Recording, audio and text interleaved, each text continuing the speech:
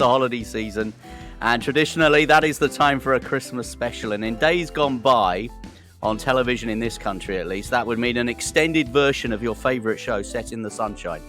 Think Victor Meldrew's One Foot in the Algarve, and Del and Rodney in Only Fools and Horses, Miami Twice. But I'm Michael. And I'm John. And so what is the Anything But Footy Christmas special? Well, it's called Keep the Anything But Footy Flame Alive. And as we link up with our colleagues stateside and their Olympic and Paralympic podcast, which is called Keep the Flame Alive, it's essentially what we do here in the UK, but with a US twist. Welcome to Jill Jaracz and Alison Brown. Hello. Hello. Well, it is brilliant to link up stateside with you both, and it's fantastic that we are doing this joint production for Christmas this year. And I guess, first of all, we sort of discovered each other online, didn't we? I mean, you're doing exactly what we're doing in the US. What was the reasoning, the thinking behind it? Well, this right around Rio, I'm a freelancer in my day job, and I didn't have anybody to really talk about the Rio Olympics with, and I really missed the water cooler discussion. And Alison and I did not live far away from each other at the time, and she was driving through town, and we had dinner, and I said, "Hey, do you want to start a podcast?" And she said yes. Having no clue certainly I listened to podcasts. I just said yes. Jill and I used to work together, and we had a great time, and we enjoyed working together. And I wasn't working at the time. My daughter was very young. So I said, sure, I've got time. Why not? It seems like a good idea, because when we used to work together was during Salt Lake City, and there was a lot of turning around because we worked in sort of a pool environment, saying, did you see this last night? Did you? So the idea was we would just keep that going in a way that neither one of us had at the time. So that's where the love comes from. Well, the love for both of us was childhood. Jill was 84. My first one that I remember is 76. 80, the winter, most clearly, because I was living in downstate New York at the time. So to have the Olympics in Lake Placid, New York, in my state was so mind-boggling to think of this world event happening. Of course, it was like 5 or 6 hours away because New York is huge, but it still felt very close. So, Jill, 84, Los Angeles. Yes. Is that your? Because Yes. I think that's ours as well, isn't it, John? Because I always say, actually, my first memory's Sarajevo, 84, Torval and Dean, I think, and that was kind of the story I told on our very first podcast. So was it definitely Los Angeles for you, Jill? That's the one that really clicks in my mind and hooked me on the games. I knew of 76. My best friend loved Dorothy Hamill and had a Dorothy Hamill doll and had the Dorothy Hamill haircut, as many young girls in the United States had after 1976. But I was a swimmer at the time. That was one of my big hobbies or big activities as a kid. And that I just remember being glued to the swimming, and Nancy Hogshead and Carrie Steincypher tying for the gold in, I believe it was the 100-meter free. That just clinched it for me. That blew my mind that could happen. And how about both of you? Well, mine was LA, and it would have been the athletics that I remember. Now, it was the 4x1 relay, because I can then remember going out and playing on the street and running around a bend. So I'd never run around a bend before. I mean, this is like an incredible thing. But of course, 84 was probably, from a British point of view, more Seb Coe, Steve Ovett, the 1500 meter Steve Cram coming through, and the whole rows around Ovett and Coe and the like. But that passed me by. I was 8-9 years old at the time. But that is my main memory, and of course the jetpack, the opening ceremony. Right. Yeah. And I'm a big fan of opening ceremonies, by the way. I definitely remember Torval and Dean, 84, because we had a lodger at home in the winter of 83, 84. So my sister and I were sharing a bedroom, and I can remember we were given permission to have what was a black and white television in the bedroom to watch Torval and Dean and Bolero. And I don't think I'd ever watched figure skating or a Winter Olympics before that. So that got me hooked. And then obviously, because at that point the Summer Winter Games were in the same year, it was quite a quick turnaround then into Los Angeles. And I recall watching Los Angeles, getting up in the morning, because obviously with the time difference, and we would have had BBC Olympic breakfast would have been what it was called. And I can remember getting up every morning and bringing my quilt downstairs and sitting on the sofa and just watching the LA Olympics happen. And the one name that always comes to my mind is a guy called Malcolm Cooper, who's a shooter, no longer with us, who won a gold medal in Los Angeles. And this just blew my mind that there was shooting in the Olympics. There was synchronized swimming. John knows this. Artistic swimming, as it now is. I've been a fan ever since LA '84. All these bizarre sports, it just opened up this world. It was an absolute dream to then actually sort of get involved and start seeing some of this stuff for real, I think. And Alison, you mentioned about Montreal. Is that why? Yes. Is that why sometimes you talk about Canada quite a lot in your podcast? You like to mention the Canadians. No, I just like Canadians. No, Montreal, I'm not Canadian, but honestly, and this is going to sound so stereotypical, every Canadian we have ever met has just been lovely to me. So I was 76. I was, a little kid gymnast who, would go out in the yard and do cartwheels. So it was Nadia Comaneci who was my hero. So why do I mention Canada? I don't know. They're just so lovely. And I would say the same thing about New Zealand. Every Kiwi we've met has been absolutely lovely. So I do have an affinity for your former colonies. Literally nothing to do with us. Can we just point that out? No. Nothing Not to do with us. personal No, colonies. Exactly. Well, New Zealand, we spoke now many years ago to Michael Warren, who's a sports historian, and just New Zealand is so amazing. And the phrase that he used was always punching above their weight. The sports success of that country makes absolutely no sense. They have this tiny little population, and yet percentage-wise, the silver ferns are everywhere. So I'm always so amazed by them. So, Jill, we leapt in about when you started the podcast. So it's Rio. So that's how long it's been going for. We got it off the ground in September 2017. So Okay. Purposely did it in the run up to Pyeongchang. Yeah. No, you're fine. I always get asked this question. Who's the most famous person you've interviewed? Well, famous relative. We got starstruck when we talked with Laura Wilkinson, diver. We've gotten starstruck when we've talked with Kim Rohde, who has been in 6 Olympics now, 5, 6. Those kind of people are starstruck to us, but they aren't big names. I as a kid swimmer, talking with John Neighbor was a huge deal because when I was a kid, I watched black and white films of him doing strokes so we can analyze how to do strokes better. So who have we talked to that's famous? I'm thinking of who starstruck me was Charlie White, the right. ice dancing gold medalist, because I'm a big figure skating fan. Ben Ryan, the rugby coach, who now became famous because that book is becoming a movie. So that name will be coming in. The joke with me is I either adopt the athletes or I have a crush on the athlete.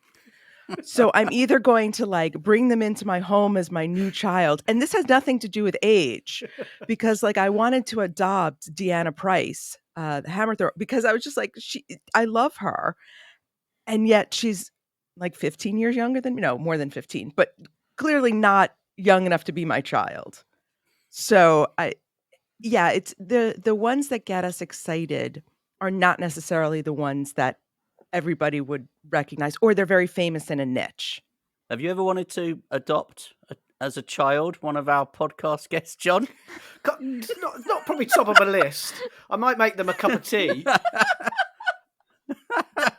I might make them a cup of tea at some point, but no. I agree with you that when you do interviews with people, you get some real gems from people. And what I love about the what we do is we speak to so many different people and quite a lot behind the scenes. We kind of run a spin-off series called Great British Bosses, who we interview team performances, directors, CEOs.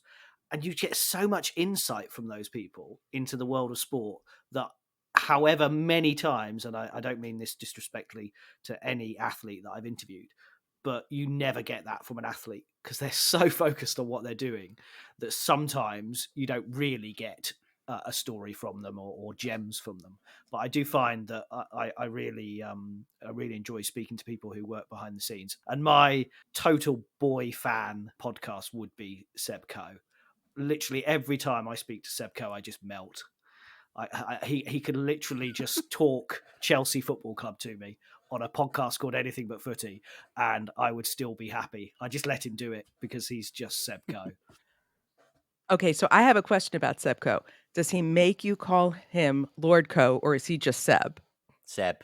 That's what I've heard. You always say, I mean, we did a podcast with Seb Coe relatively recently for the 10th anniversary of London 2012. It was for the London Legacy Development Corporation and a podcast they do called My London Legacy. And he was in Monaco, I think, in his office at World Athletics. And he popped up on the screen, the Zoom screen, and we were like, "Oh, Lord Coe, it's lovely to see you." And he basically just sort of wry smiled and went, I think we know each other well enough by now that Seb will do. And he's like that. He was I was at the Commonwealth Games covering that for radio this summer. I know probably not an event that your listeners stateside will be overly familiar with, the Commonwealth Games. Oh, Canada. Don't even start with that. We had whole discussions about the Commonwealth Games. A lot of our listeners and on the Facebook group, it was hot. It was hot. So he came and I was at the stadium and we were just sat in the press seats, and he just came and spent a couple of hours just, chatting to the various writers and journalists and people that he knew. And he just came and sat down and just, wanted to chat about the athletics. I think first and foremost, he's just a track fan, and he just wanted to talk to like-minded people about what was happening on the track, I think. So no, he never insists on Lord Coe. But I would suggest that he's probably the reason we do Anything But Footy. And for people in the United States listening, they're probably thinking, why are we called Anything But Footy? Our footy, of course, we are talking about soccer. And when we started in our podcast in 2019, we looked and just thought it's saturated with, English Premier League soccer podcasts or NFL. Or NFL. And just soccer just dominates the landscape in this country so much. And we were like, there has to be an outlet for all these other guys, Olympians and Paralympians, that has to be an outlet that champions those guys. So that's why we kind of tongue-in-cheek started it as Anything But Footy. But the name has stuck and the athletes love it. And when we're at events and we've got these Anything But Footy blue microphones, they all want their pictures with it, don't they? And we're talking like gold medalists here. We were at an event for celebrating 25 years of national lottery funding, which is what funds obviously the elite sports system in the UK.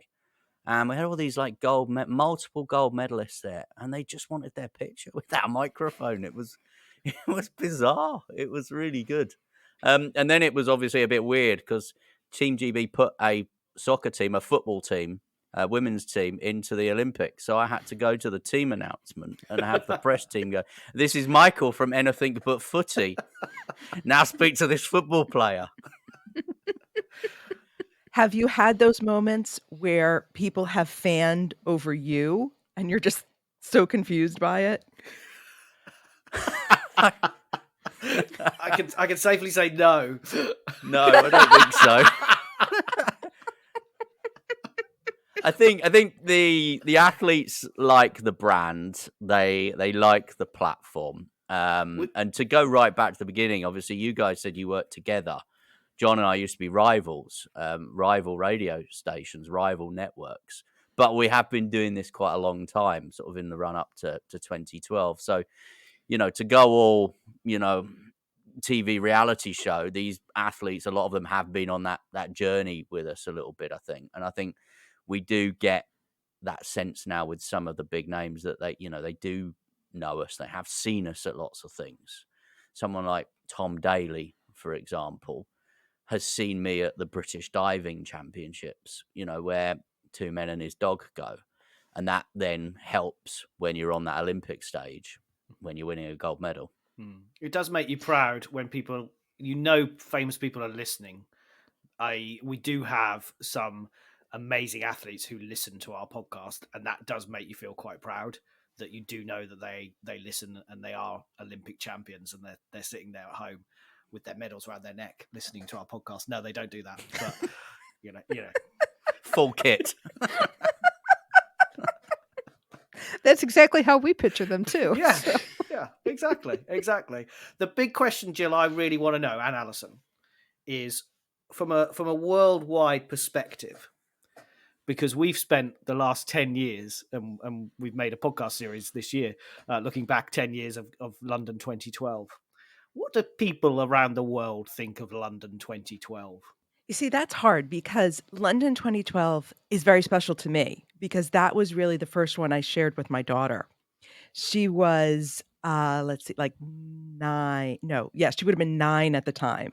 So that's the first one that we sat down and watched together. And she was a big fan of Missy Franklin because Missy Franklin was only, I think, 17 and wonderful. And she had really big feet. And Missy talked about her big feet. And Sarah was at that age where your feet grow first. And like so many kids do, they admire somebody who has succeeded because of the fault that they see. So Sarah felt bad about her really big feet. And here's Missy Franklin saying, my big feet make me a better swimmer. So London is very special to me. I think London actually is seen as quite successful, especially the Paralympics of London. I know that was a big turning point in the UK. I think that was a big turning point worldwide for the Summer Paralympics because it got a lot of coverage here. I think that was the first time many, many Americans even saw Paralympic competition. And for Summer Olympics, I mean, you're coming off of Beijing, which was very foreign in a way. I mean, it was a coming out for Beijing as a city and China as a nation, kind of in the global spectrum. You're off of, and before that was Athens, which was nice to have the games back in its ancestral homeland, but not a very good games economically. And we all knew that. But London was just like, especially for people that we know and some of our listeners who have gone, it's just like the games are back on a English speaking soil, and London, we can figure it out. We're going. And that's kind of what I feel like happened with a lot of people. They liked London just because it felt familiar in a way. And then London, and as I have done research on London here and there over the years, just the amount of effort they put into making these games fabulous. It was packed. People were excited. Volunteers were everywhere. They did some really innovative things. There's always going to be a fight over whether or not the revitalization efforts are successful. But I think from what we understand, that these games transformed an area of the city that really needed some help.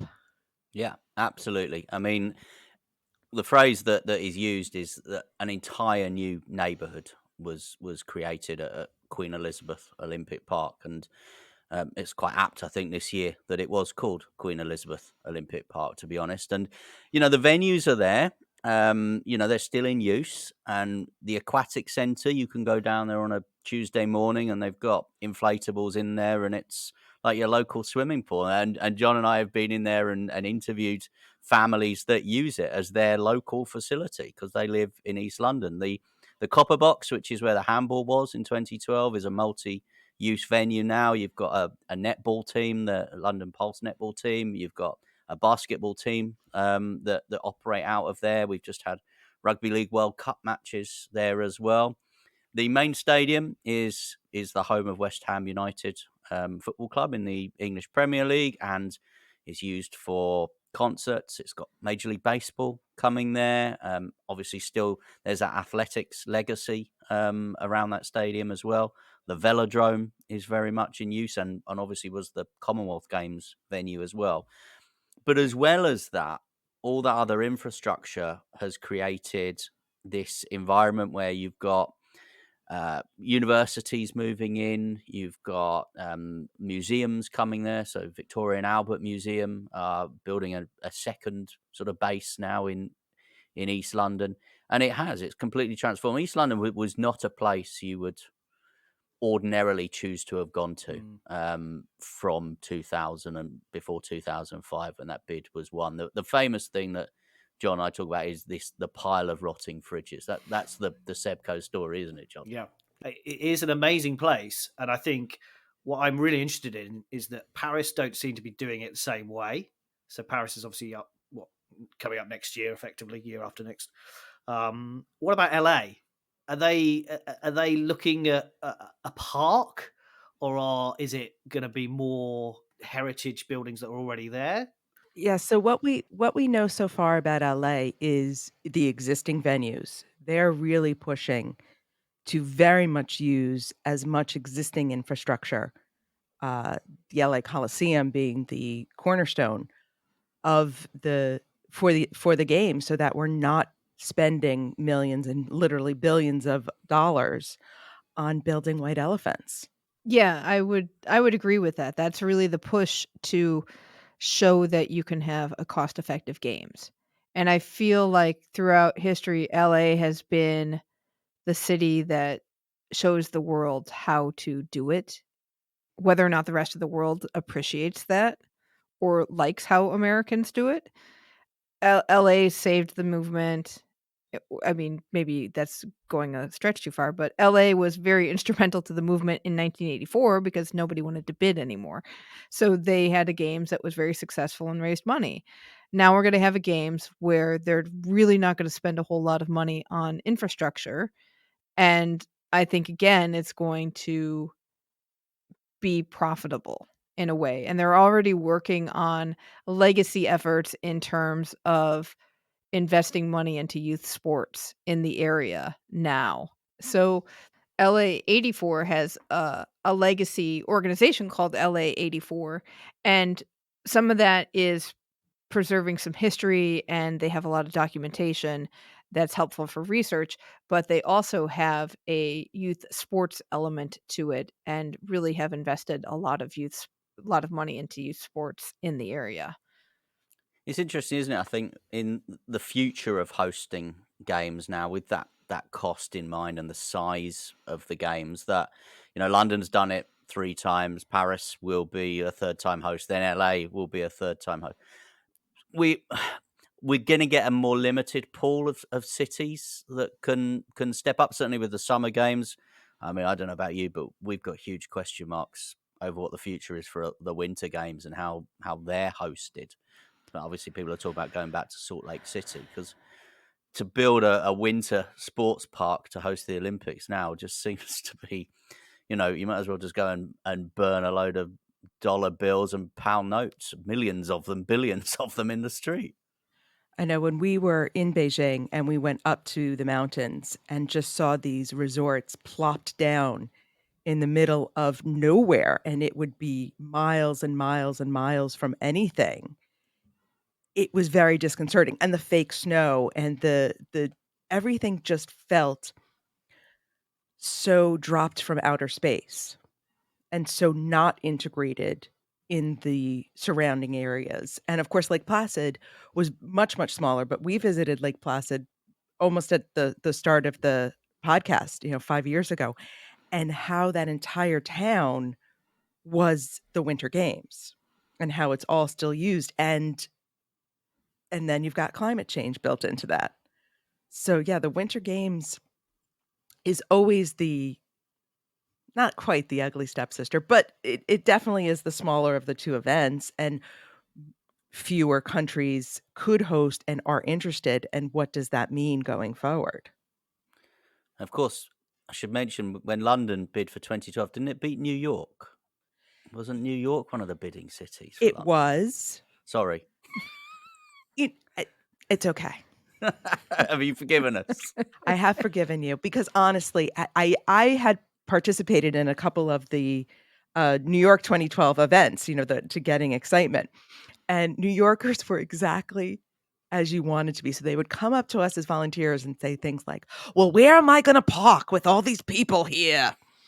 And how do you expect all these foreigners to come here? I'm like, I am so glad New York didn't get it. And I adore my closest big city. But man, we could not have done it as well as London. No doubt. And I just want to ask a question, obviously, and I know it's obviously pre your podcast, but Atlanta in '96, the Centennial Games, in this country is viewed appallingly. Now, I know... Yeah, that's because we were rubbish. Yeah, it was, and It was our worst ever Olympics, ultimately. it was one gold medal for Great Britain. And it changed sport in this country because after that, they went, we can never be this bad on an Olympic stage again. And that's when all the funding and everything else came in. But I'm just interested, and you know, this touches on our experiences in Rio as well. Is the problem just a little bit the narrative that is fed to the public? Is if a journalist's coach doesn't turn up at the right time of a morning and he's 20 minutes late for the rowing, or the sandwiches are not quite up to standard in the media centre, that clouds the view. And I felt that in Rio a lot. I felt with the spectrum of wealth in Rio, from abject poverty to very wealthy people, I felt a little bit ashamed to think I'm moaning about a free bus service or the fact that there's not much coffee on today. And I think that's, in this country, I think that's one of the reasons why people view Atlanta so poorly, because some of those logistical things didn't work. I mean, do you look back on it in the US with pride? Yes. In a short answer, I would say yes. And I would say Atlanta is complicated because there were a lot of elements of those games that were spectacular, especially for the US. I mean, Michael Johnson. Yeah. Unbelievable performances. I loved watching those games. Yeah, we have the Magnificent Seven for gymnastics. That's a huge story. Although on US television, you also had the embarrassment of the commentators were awful for gymnastics then. And that's a good juxtaposition of how it was. But you also had a games that was very commercialized. And yes, they had problems with transportation and getting people places, and that gets to be an issue. I do think media tends to blow some things out of proportion sometimes because they get a story and they have to run with it, and they have a deadline and they need to get eyeballs or headlines or clicks or whatever you need now to get people to pay attention to them so that their livelihood can keep going. I do think those games were good for the city. It was such a small city at the time, but we've done on our show, we have a little history segment, and every year we devote it to a different Olympics. And last year in 2021, it was Atlanta because that was the 25th anniversary. And there was a lot of change that was good for the city. When you're talking about things, having the Olympics is an event that has a deadline, so cities get stuff done. And, you know, you were talking about revitalizing the East End. There was a lot of revitalization in Atlanta that happened in terms of like sidewalks being built and trees being planted. And I was in Atlanta in November 2022 just for a day, and I went to the Atlanta History Center, and my Lyft driver and I were talking a little bit, and he said, yeah, when it was 25 years ago, all these trees that you see now had just been built. So now the city is a lot leafier and a lot greener because of the Olympics. At the same time, they also tore down some projects, and that's where I was staying, in this area that had been torn, where public housing had been torn down. How the displacement of those people and how that changed their lives, and whether it was a positive change or a negative change, I'm not really sure. But that part of the city is also safe to walk around in and things like that. And there's life there and activity there in a different way than probably was in pre-1996. And of course, we can't forget the bombing. You know, that changed how people view events like the Olympics. And the events of Munich 72 had become forgotten. and so far in the distance and not part of so many people's lifetimes. And then the 96 bombing happened and it brought it all back and said, this is a dangerous world. And of course, then things happened subsequently that really brought that home. But to have that happen in such a joyous moment did definitely change how people viewed security in public sporting arenas. And then there's Izzy. There are so many people who adore Izzy and so many people who hate Izzy. And I think Mandeville and Wenlock from 2012 probably had that same effect. There were kids who just thought those creepy little one-eyed guy was fantastic. But I will say this about Izzy, and I know Wenlock and Mandeville will have the same effect. There are kids who are now adults who are listeners of our show who say Izzy is the reason they got into the Olympics. And I think when we get like 10 years on, you'll hit those kids who will say Wenlock and Mandeville were the reason they watched and got into it. Yeah, we were pretty dismissive of the Friesians the other week, unfortunately.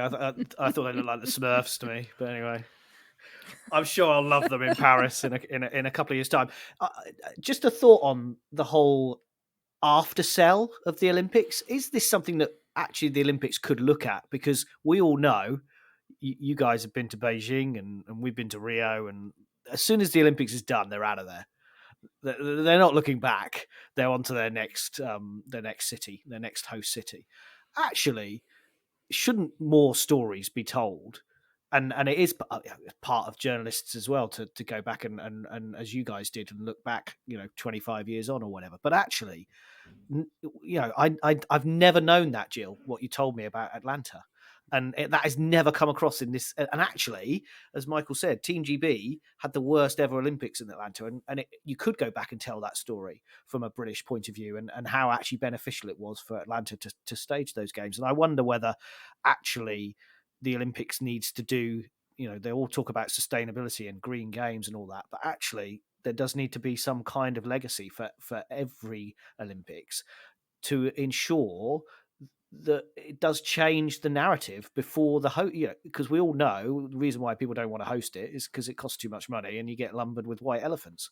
Well, actually, is that really the case? And are there benefits and trying to sell more of those stories? That legacy report that came out this year from the IOC about all the venues, we did an episode going through all of those.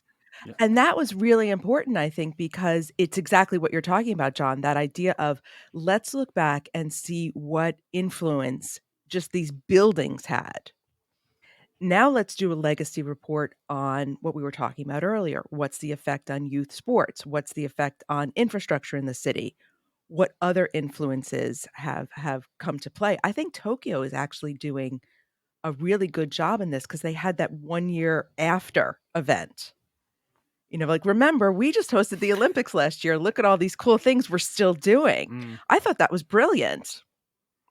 Right. But I do agree that the IOC moves on. The organizing committees shut down, and they're really the ones that drive some of this. And sometimes I think for some cities, the legacy elements of their bid is a lot of lip service.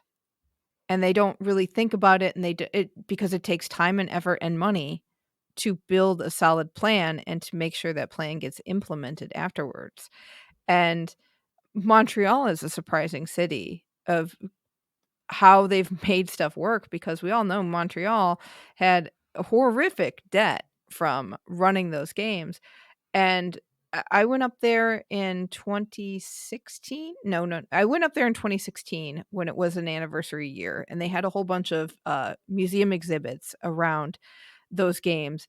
And I was officiating roller derby in one of the former venues, and that was cool because it was still getting used as a community center.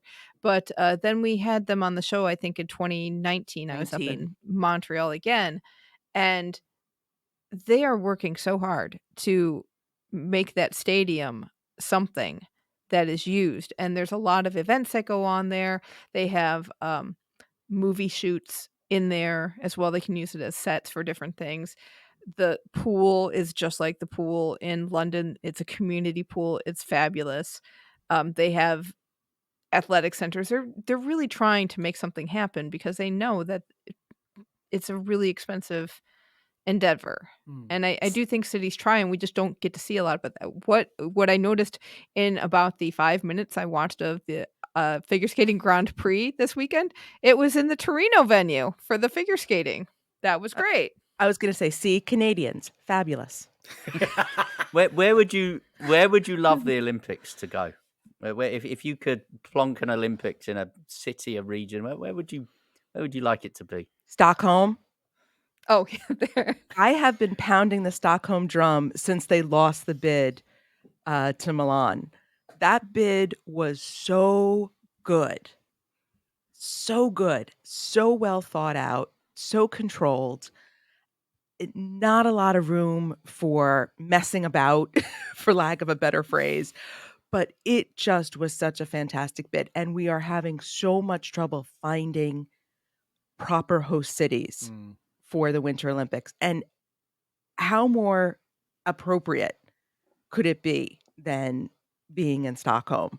And then with that sliding track over in Latvia and making it an international bid, just looked so brilliant to me. And I was very disappointed. And I get more disappointed the closer we get to Milan and the more problems come up. And now we're having all this trouble with 2030. The Canadian bid has fallen apart. Nobody really wants to put it again in the United States. Sapporo's having trouble. And I'm just begging Stockholm to, ask us out again and see if they'd be willing to give us another chance. Go on then, Jill. A summer venue. Where would you venue. like a summer venue? We've had a dream winter venue. Right. I know. This is hard because there's part of me that wants, you hear India wants it, Jakarta wants it, and you kind of wonder, can those cities really make it happen? And there's part of me that's hopeful. I mean, I appreciated Rio 2016 in one element. I think there were a lot of factors against the execution of Rio, namely, governments that like bribes and things like that, and lack of budgeting and what have you. And that's going against where I lived in Chicago at the time, and we famously lost to Rio, and Chicago would have been a fabulous host city. I would still love to see the games in Chicago. I don't think they do it now, but I think they would be a great city. But I do wonder about the legacy of spreading the Olympics out. I wonder we're now getting close to 10 years past the World Cup in South Africa.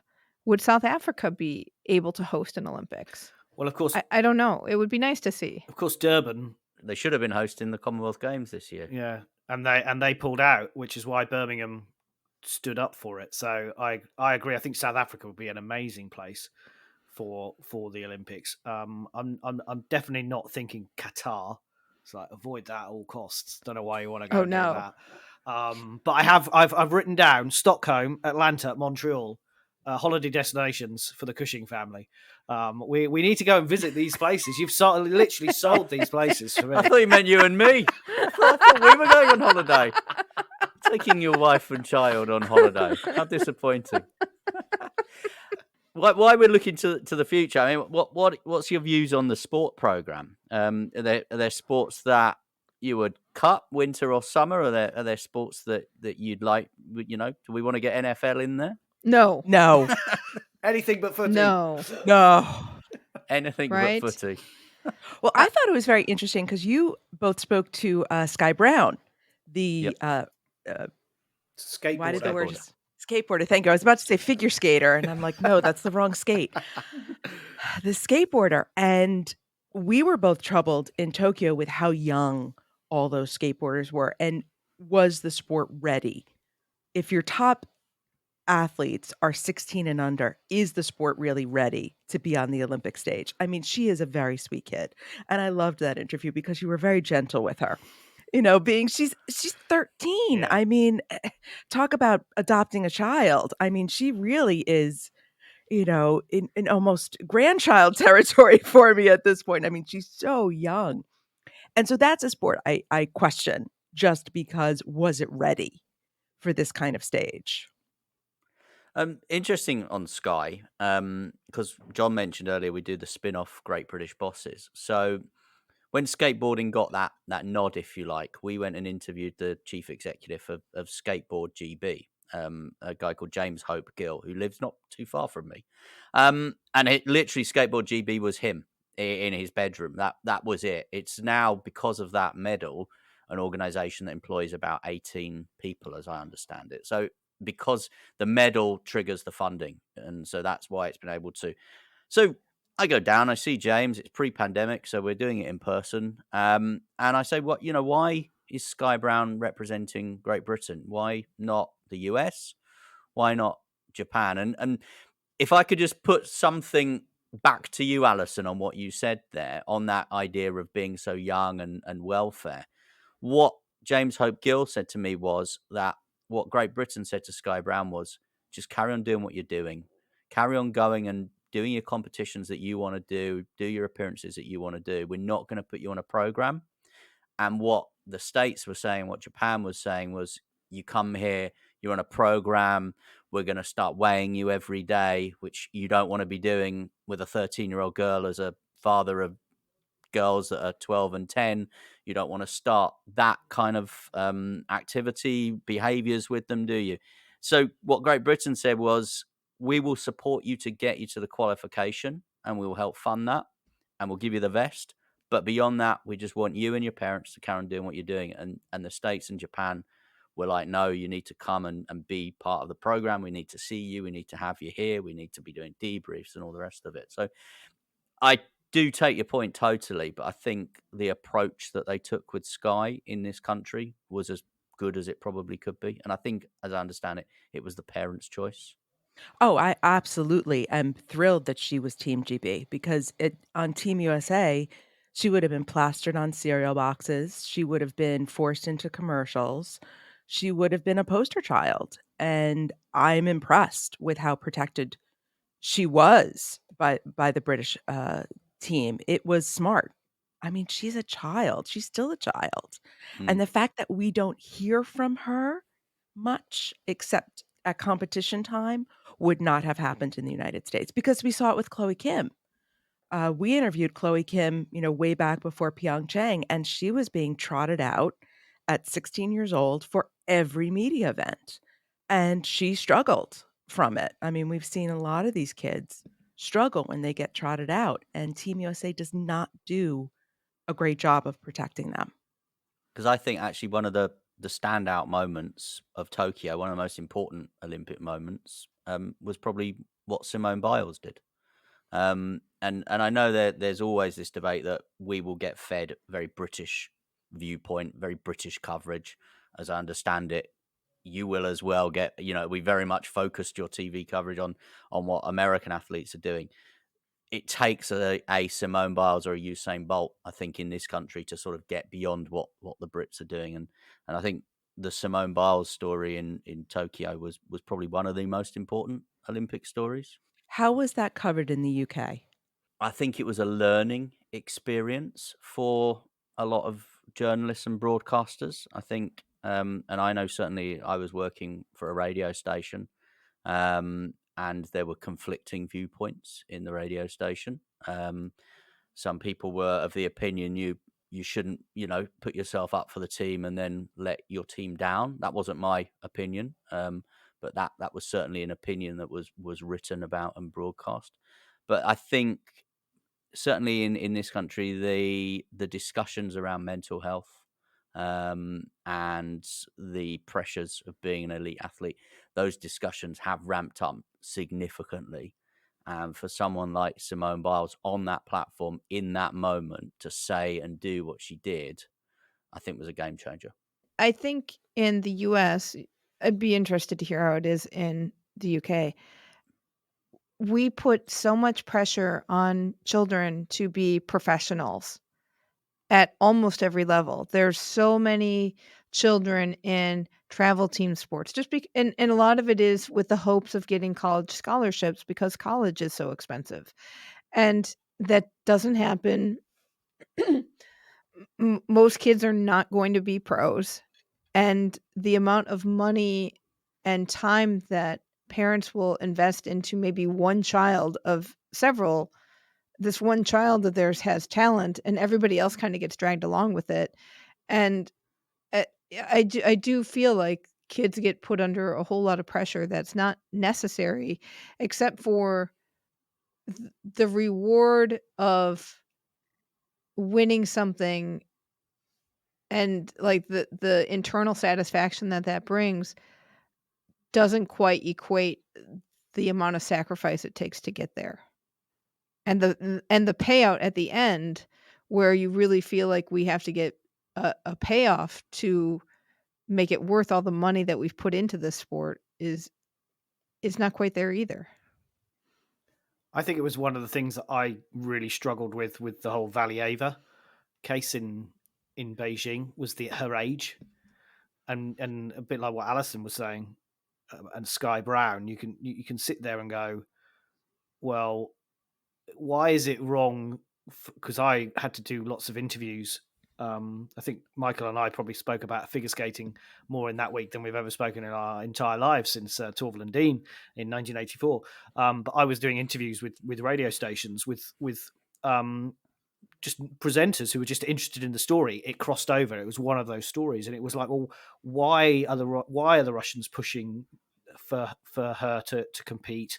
Obviously, aside from the whole doping allegations, but the fact is, we can't sit there and go, yes, it's outrageous that she's being pushed and pushed and pushed, and then we're saying, well, it's okay for our 12-year-olds to go and do Olympic sports as well. And I believe that there is a time coming up, and it's probably coming up pretty soon, where I think there has to be an age limit across all sports for the Olympics.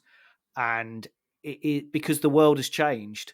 It's not Nadia Comaneci time anymore. The world has moved on. These kids have a voice, and rightly so. And they don't necessarily want to do what they're being asked to do. A lot of them do, but some of them don't. And I think you can see that from what's going on with Canadian sport at the moment, certainly in gymnastics and the like. So, look, I think there's massive question marks about ages in the Olympics, and there should be, I think, some kind of age limit. So then what do you think of the Youth Olympics? That they should be bigger. Yeah, I think they should have more coverage. I think we should have the opportunity, because you're then competing against your same age. You're all there together. It's the equivalent of going on a Cub Scout or a weekend, effectively. I'm not being flippant. It can be that way. It can be. This is about taking part. This is about bringing the world together.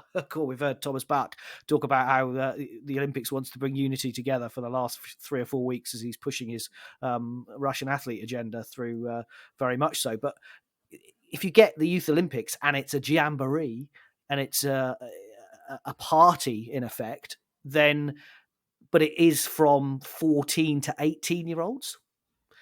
And then that allows the Olympics to be a different thing. Now, you can also, and I can imagine some of the newspaper headlines in our country, a few papers leap to mind.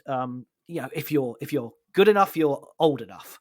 And if you're 16 and you're setting the world alight, you should go and represent your country.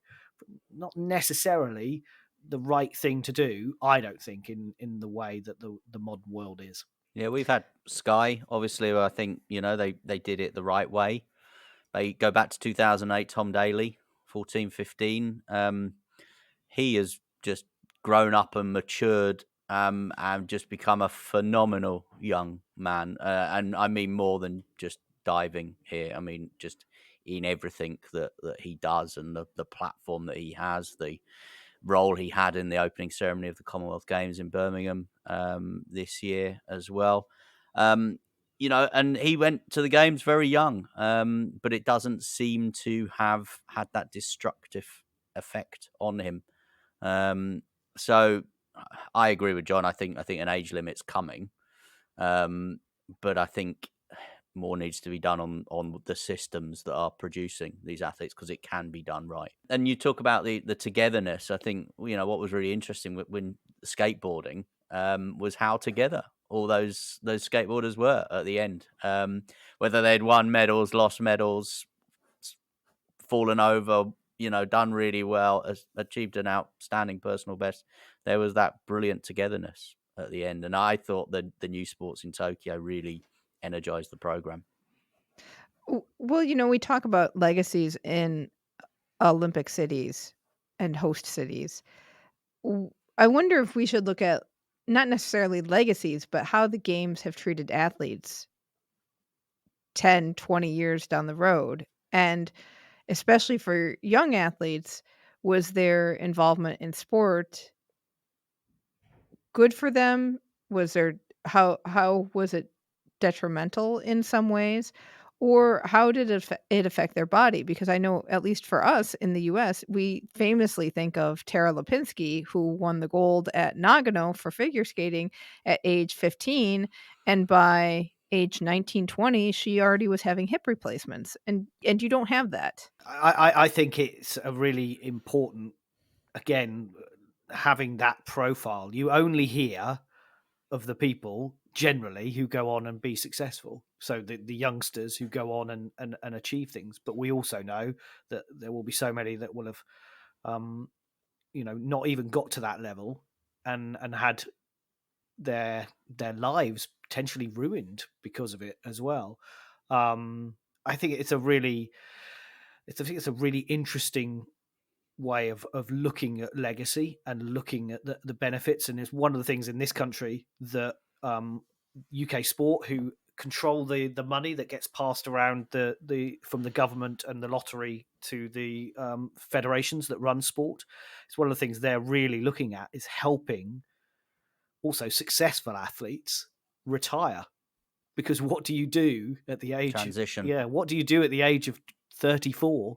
Where all you've done is rode for your entire life, and or run or leapt into a sandpit, whatever. And how do you then have the rest of your life?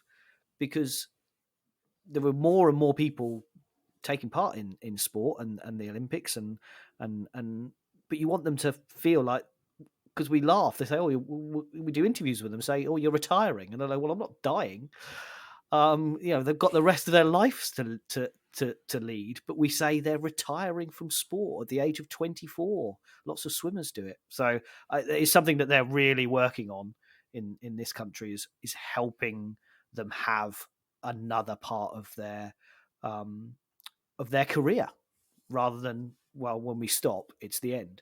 I think you've hit something really important, Jill. A more athlete-focused approach to it. I think, we can talk all we like about arenas and parks and all the rest of it, but until you just said that out loud, I hadn't really thought about legacy in that way.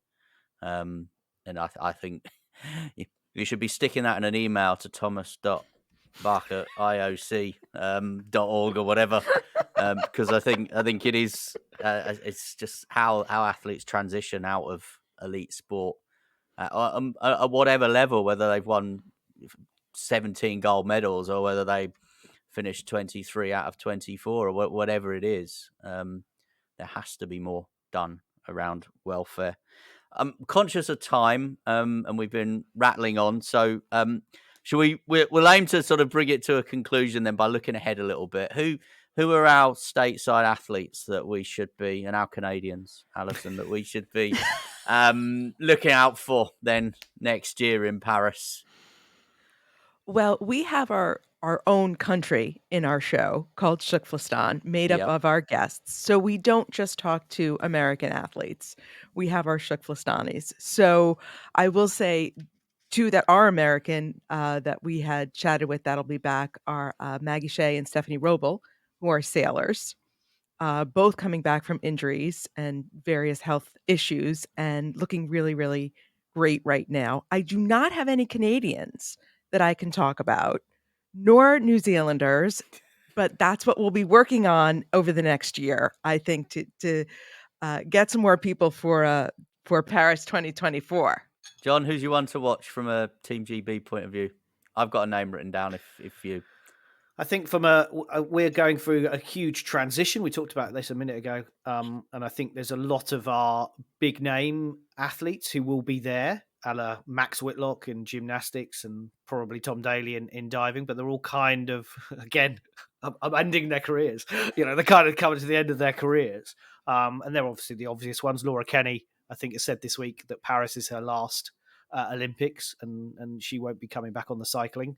But I've stuck with cycling, and I highlighted him at Tokyo, and I think he's going to become probably the best cyclist in the world, and that's Tom Pidcock. Which is the name I have written on my piece of paper there, as if we were in some kind of David Copperfield, Darren Brown mind-bending show.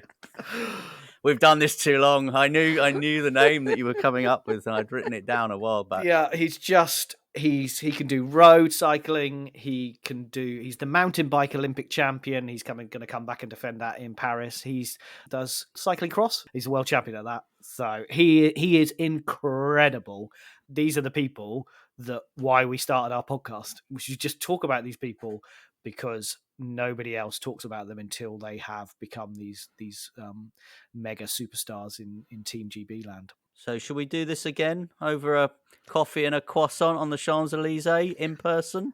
Absolutely. Definitely. Well, thank you both for being part of our Christmas special, our podcast that we have named Keep the Anything But Footy Flame Alive podcast for Christmas 2022. We always love to hear your opinions. Our website is anythingbutfooty.com. We're looking to see a big spike in visitors from the US on that website soon. You can tweet us at anythingbutf. You can find us on Instagram, Facebook, or drop us an email at anythingbutfooty@gmail.com. This is Keep the Anything But Footy Flame Alive, a transatlantic crossover edition of your favourite Olympic and Paralympic podcast. Anything But Footy in the UK and Keep the Flame Alive in the US. We had a lot of fun. And likewise, thank you so much for coming on.